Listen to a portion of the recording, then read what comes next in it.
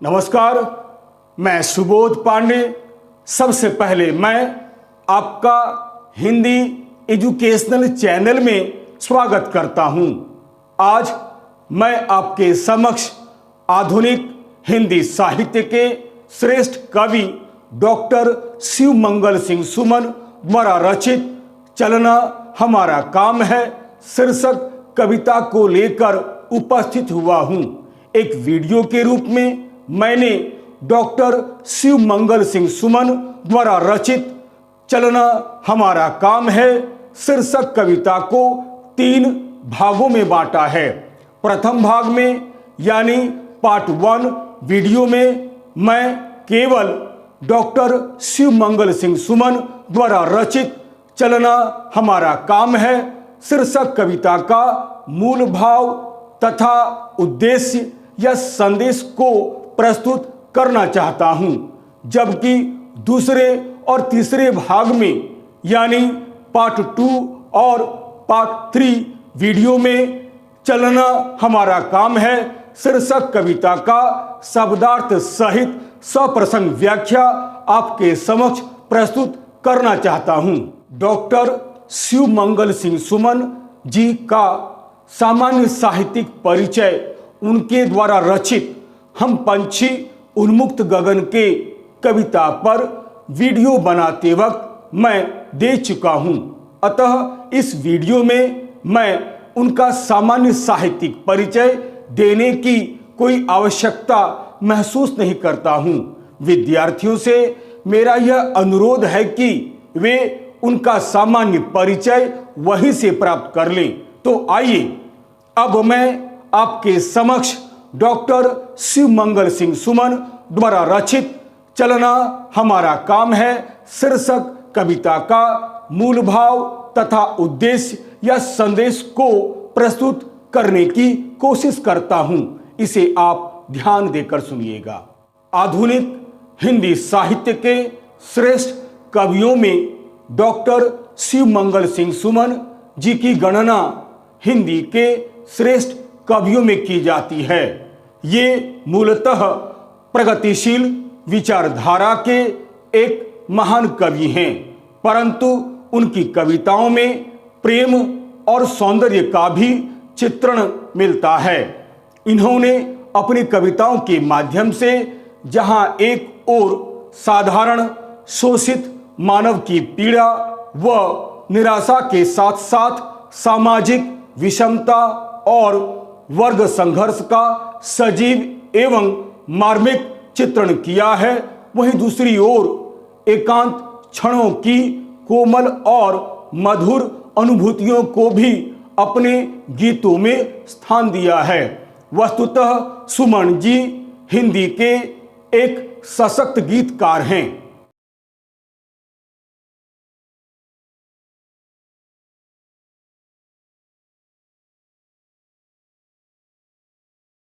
Doctor Shri Shiv Mangal Singh Suman द्वारा रचित चलना हमारा काम है शीर्षक कविता का मूल भाव या केंद्रीय भाव।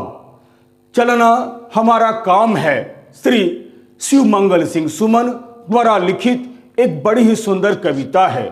यह कविता उनके जीवन दर्शन पर आधारित एक बड़ी ही सुंदर कविता है। इस कविता के माध्यम से कवि ने मानव मात्र को जीवन के गूढ़ रहस्य को बड़े सुंदर ढंग से बतलाने का प्रयास किया है और कहा है कि गति ही जीवन है। यह जीवन का एक शाश्वत सत्य है, अर्थात चलना जीवन का दूसरा नाम है और रुकना मृत्यु की निशानी है। इसीलिए मानव मात्र को सदा अपने जीवन पथ पर कर्म करते हुए बिना रुके अपनी मंजिल की ओर परस्पर सहयोग की भावना रखते हुए निरंतर आगे बढ़ते रहना चाहिए। गीता में भी प्रभु श्री कृष्ण ने अर्जुन को सदैव कर्म करते रहने का संदेश दिया है।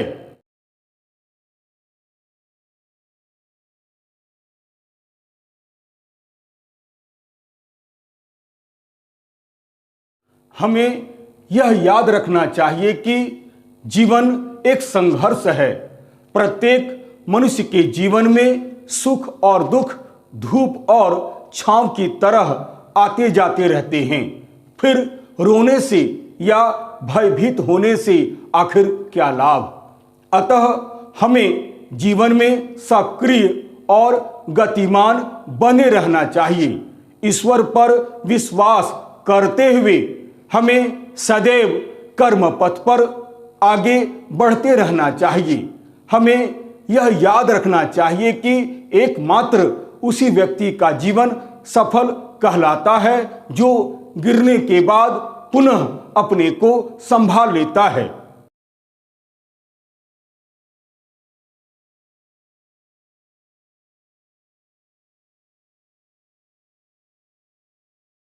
निराशा के क्षणों में भी कभी भी हतोत्साहित नहीं होता है, बल्कि आशा की किरण को खोज लेता है। कठिन से कठिन परिस्थितियों में भी कभी भी विचलित नहीं होता है। आवश्यकता पड़ने पर अमृत मिश्रित जहर को भी वह हंसते हुए पी लेता है और आगे बढ़ता है।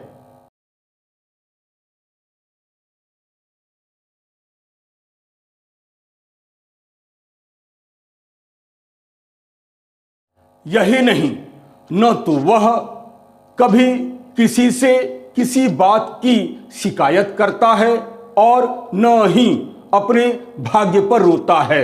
जीवन में सफलता पाने का एकमात्र मंत्र कर्म है। अतः चलना ही एकमात्र हमारा काम है, यही मानना चाहिए। सफलता केवल उसी व्यक्ति को मिलती है जो दृढ़ता के साथ अपने पथ पर साहस और लगन के साथ निरंतर अग्रसर होता है। जीवन में सफलता प्राप्त करने का एकमात्र मूल मंत्र चलना यानी जीवन पथ पर आगे बढ़ते हुए कर्म करना है। कर्म ही पूजा है, कर्म ही जीवन है। यही कविता का मूल भाव है, यही कविता का केंद्रीय भाव है।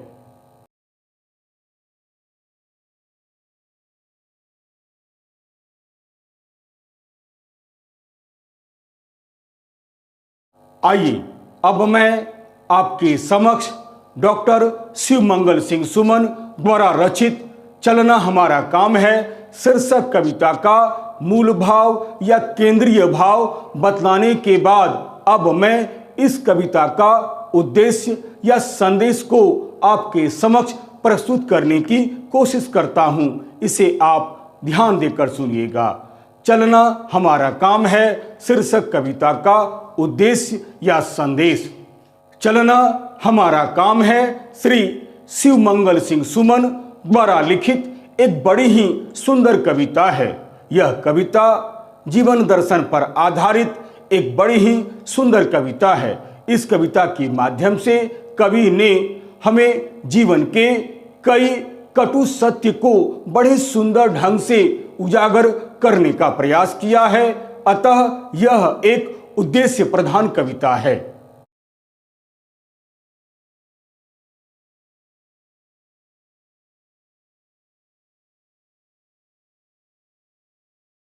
इस कविता के माध्यम से कवि ने हमें यह संदेश दिया है कि गति ही जीवन है, चलना ही जिंदगी का दूसरा नाम है और रुकना मृत्यु की निशानी है। अर्थात जो रमता है वही राम है, टिकना तो मौत यानी मृत्यु का सूचक है। अतः मानव मात्र को जीवन पथ पर कर्म करते हुए फल की चिंता किए बगैर बिना रुके सदैव चलते रहना चाहिए। जो चलता है अर्थात जो कर्म करता है, एकमात्र सफलता उसी व्यक्ति को मिलती है। जीवन में सफलता प्राप्त करने का एकमात्र मूल मंत्र चलना यानी जीवन पथ में आगे बढ़ते हुए कर्म करना है।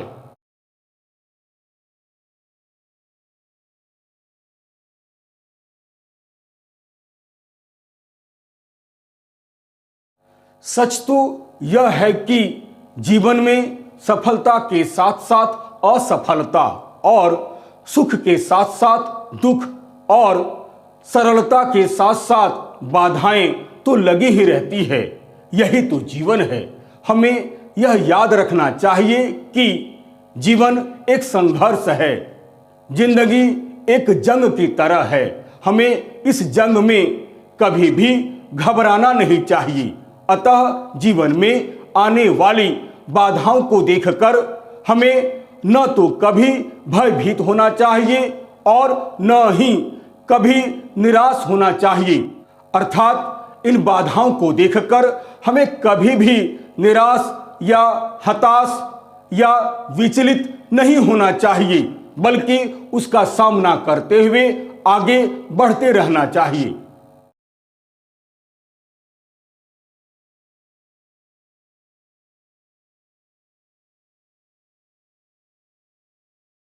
हमें यह सदैव याद रखना चाहिए कि सफलता केवल उन्हीं लोगों को मिलती है या चरण चूमती है जो दृढ़ता पूर्वक बिना विचलित हुए पूरी निष्ठा के साथ परिश्रम करते हुए साहस और आत्मविश्वास के साथ अपने कर्म पथ पर अग्रसर होते हैं। ऐसे ही लोगों को जीवन का सच्चा सुख मिलता है, समाज में यश और कीर्ति को प्राप्त करता है। सदा कर्म करते हुए कर्म पथ पर अग्रसर होते रहने से ही जीवन की सार्थकता सिद्ध होती है। कारण कर्म ही जीवन है, कर्म ही पूजा है।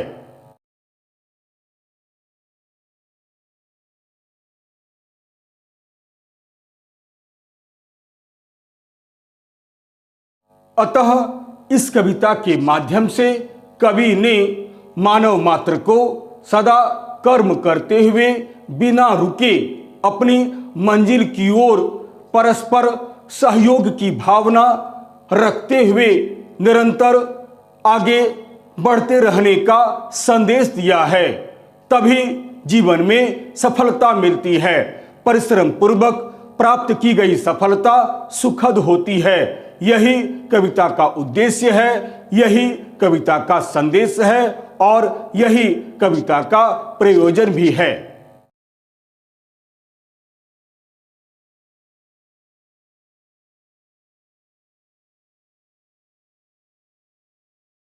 यदि आपको यह वीडियो अच्छा लगता है तो इसे लाइक अवश्य करें। अपने सगे संबंधियों को भी इसे शेयर करना बिल्कुल नहीं भूलें। और हाँ, चलते चलते मेरे वीडियो को, मेरे इस चैनल को आप अवश्य सब्सक्राइब करें। याद रखिएगा, मेरा यह चैनल आपके लिए है। मैंने इस चैनल का निर्माण आपकी भलाई के लिए किया है। अतएव लाइक, शेयर और सब्सक्राइब करना आप बिल्कुल नहीं भूलें। और हाँ, यदि मेरे वीडियो में अगर आपको कहीं भी किसी प्रकार की कोई त्रुटि या कोई कमी नजर आती है तो आप सप्रमाण कमेंट्स अवश्य करें, ताकि मैं उन गलतियों का सुधार कर सकूं और आपके लिए एक बहुत ही सुंदर छात्रोपयोगी वीडियो बनाकर प्रस्तुत कर सकूं, ताकि आप अधिक से अधिक उसका लाभ उठा सकें। तब तक के लिए नमस्कार, धन्यवाद।